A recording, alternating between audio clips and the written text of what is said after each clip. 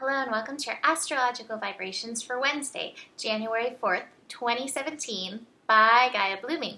I am Mimi and our energy mantra for today is the revelation is how am I showing up?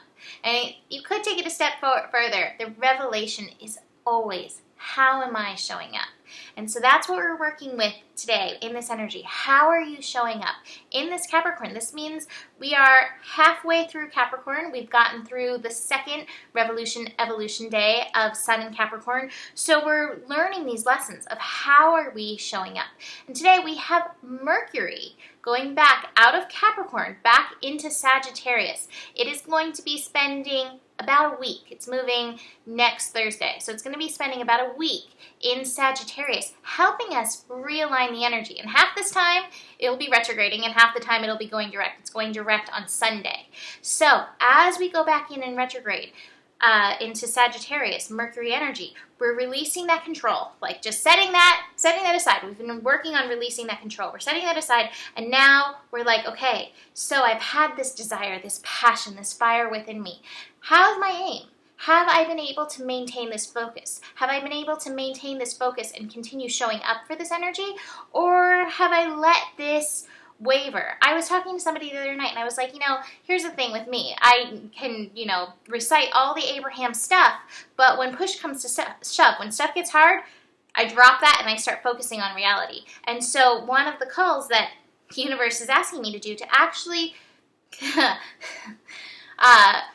do what I've been talking about, that Rumi verse, which is like, you must now walk your talk. You must now do what you've been reading about. You must now take action on what you've been reading about. And so here is this energy to realign that focus with that passion, with that inspiration, with that goal, with that aim, whatever you're taking aim for, releasing that control and realigning with that aim, because that's how you find the control. And it's not even like aligning the aim of I must have that thing. It's realigning with what does this make me feel, and allowing that fire to come up through and within.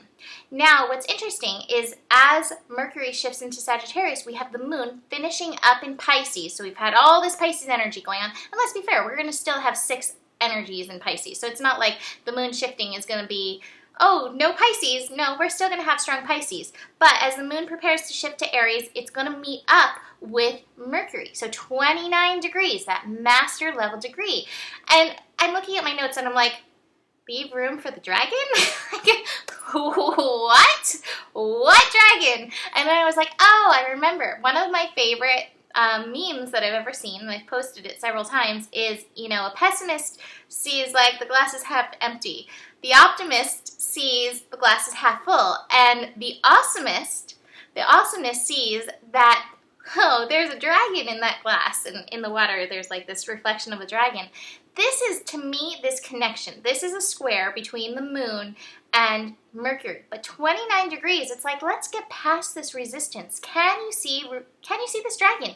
Can you see the awesome? Can you get beyond the things are working out for me or things are not working out for me and be like, whoa, look at this magic? Because this energy, that 29 degrees, does bring magic. And with all this Pisces energy that we're working with, there is strong ability to manifest the mystical and the magical in your life. But it depends on where you're focusing. So it's getting even beyond the things are working out to me into like, let me leave space for the dragon, because there are possibilities beyond the possibilities that I can even see in this moment. And this, again, is about releasing that flow of control and allowing the imagination, allowing the possibilities of the universe to come forward in and through you. Now, I think setting a nice foundation of this magic will be helpful because we have the moon, like I said, shifting into Aries. And as the moon moves through Aries over the next few days, we are going to be building into cardinal T-square energy. It's going to be playing with Uranus. It's going to be playing with Jupiter. It's going to be playing with the Sun and Pluto. And the Sun and Pluto are going to be conjuncting as well. So when these cardinal T-square energies come up, this is resistance. We feel that tug of war, and we feel that resistance where we're like, I want to go to that place, but my way's the way to go. And cardinal energies are the leader. So that control stuff may come up. So this is where we set the stage for this control. Be like, I don't need to have control. What I want to do is recognize, reveal how I am showing up. Am I showing up in this magical, mystical sense, knowing that I am this divine light? Or am I like, you must follow me to everyone in the world?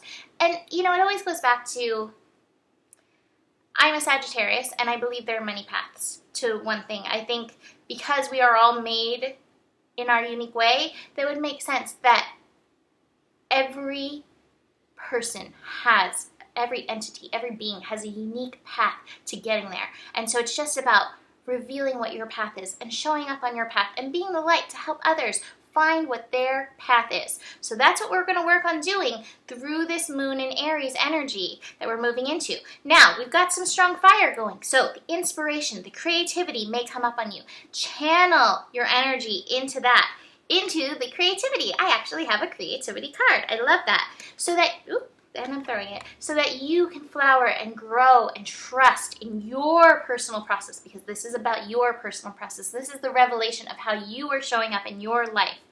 I have the trust card. This requires trust, to trust your creativity, to trust even that focus, taking aim on that focus that's beyond even the optimist of things are working out for me. That's like, no, I'm leaving room for dragons. Please leave room for dragons. I also have the silence card. So the silence card, there's two things with this card. In the traditional tarot, this is actually the star card. It's not the moon card. You would think that it's the moon card, but it's the star card. This is a card of success. Success is coming. Good things are coming. Utopia, not yet, but you know, for you yourself, it's coming. However, this requires going in, attuning to yourself, getting set and grounded and rooted in and through yourself. Look at these moons here.